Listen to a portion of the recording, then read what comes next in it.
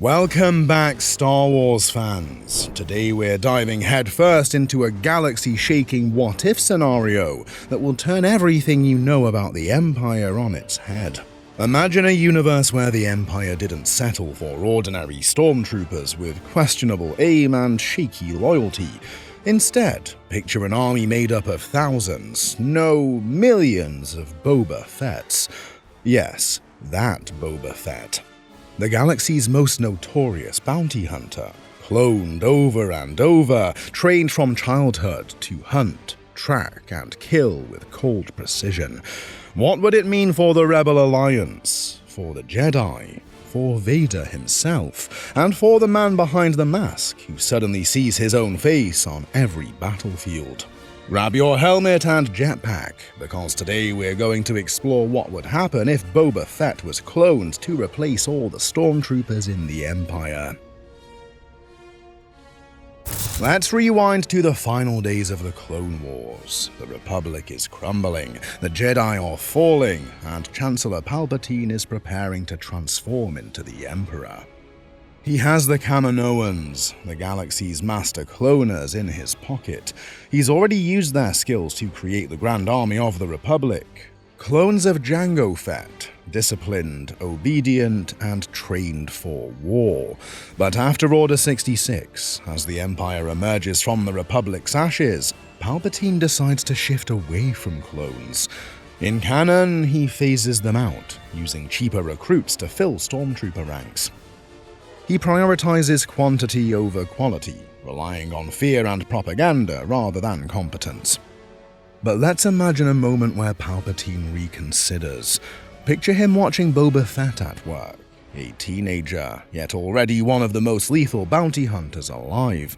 He sees in Boba the ultimate killer, cunning, adaptable, resourceful, not bound by Jedi codes, not limited by morality. A true predator. He sees an opportunity. Instead of scrapping cloning altogether, he doubles down on it. But this time he doesn't want soldiers who follow orders blindly. He wants soldiers who think, hunt, and dominate. He orders the Kaminoans to clone Boba Fett. On Kamino, the plan begins in secret. The Kaminoans, always eager to please their best client, set to work creating a new generation of clones based on Boba's altered DNA. But this time they don't mess with the template the way they did for Jango's army. No accelerated aging that would burn them out in 10 years, no behavioral inhibitor chips. Instead, the Emperor wants soldiers who can think like Boba Fett. They grow them at normal speed but in massive numbers. They create training regimens designed by studying Boba's own tactics, fighting styles, and strategies. These clones aren't told to obey without question. They're trained to complete missions by any means necessary. They learn blaster marksmanship so precise they can hit a target at maximum range even under fire. They master hand-to-hand combat, demolitions, slicing Imperial security systems. They study languages and cultures to infiltrate and destabilize. And they're conditioned to be loyal, not to an abstract empire, but to results. Success is everything. By the time the Empire is solidifying its rule, the first generations of these Fett clones are coming of age. In this new timeline, the standard white-armored stormtroopers you know from the movies simply don't exist as we saw them. Instead, the Empire reveals the Fett Corps, elite soldiers in personalized, intimidating Mandalorian-inspired armor. They're not all identical in personality, but they all share Boba's DNA. Each is a dangerous, creative, independent warrior. Imagine what that would do to the early days of Imperial occupation. When the Empire takes over a world, there's no need for massive bombardment or mass arrests to quell dissent. Instead, Fett squads land quietly in the night, identify rebel leaders, and eliminate them in surgical strikes. Entire resistances collapse before they can begin.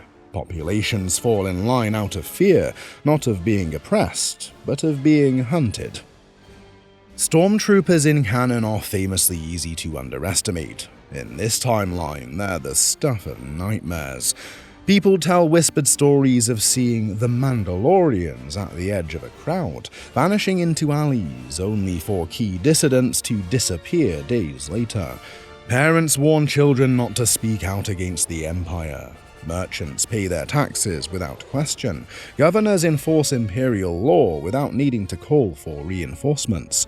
Because they know that if you cross the Empire, you don't face a squad of bumbling troopers.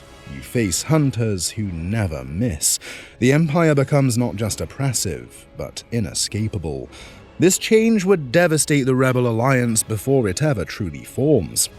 Mon Mothma's early cells, infiltrated and dismantled before they can unite. Bail Organa's diplomatic channels traced and compromised. When the Ghost Crew starts operating on Lothal, Fett teams intercept their intelligence drops, sabotage their hyperdrives, and execute their contacts. Kanan Jarrus might never train Ezra Bridger at all, because he's hunted down by Fett squads who specialize in Jedi. The entire Alliance might never survive long enough to organize a fleet. But perhaps the most chilling effect would be on the surviving Jedi. In canon, the Empire relies on Inquisitors and Vader himself to root out the Last Jedi.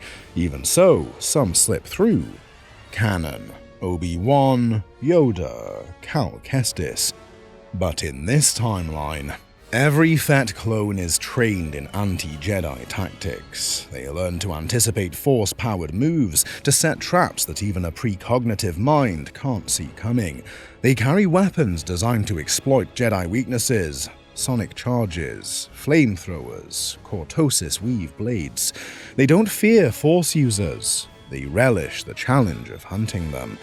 Obi-Wan on Tatooine would live in even deeper hiding. Cal Kestis' small rebellions might be cut off before they spread. The Jedi would become truly extinct. And what about the original Boba Fett? This part is fascinating. He's not a clone in this army. He's the template, but he's also a fiercely independent man. Would he join the Empire and command these clones, seeing them as an extension of his father's legacy? Or would he reject the Empire entirely, seeing his own image cheapened and used for mass murder?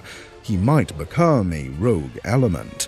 Imagine Boba Fett stalking Imperial facilities to sabotage cloning operations, battling his own duplicates in brutal showdowns.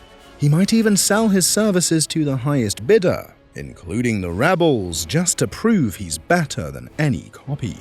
Or he might accept a role as the Emperor's enforcer, training new generations of Fetts, shaping them in his own lethal image while struggling with what that means for his own identity.